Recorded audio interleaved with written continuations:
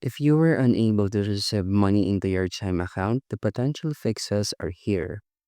You or the sender may have reached specific daily or monthly transaction limits. So the fix here is to wait until the beginning of the next day or month for limits to reset or try a different transfer method. You can also check typos in routing numbers, account numbers, email addresses, or phone numbers that will cause a transfer to fail. So just verify recipient details with the sender and retry again the transaction. Now, if the transaction requires a linked debit card, ensure that this card is activated and transactions are enabled in the Chime app. Activate your card using the Chime app or check the settings to ensure that transactions are all turned on. Now, some external banks or merchants may not accept Chime accounts as a valid payment method or specific transfer types.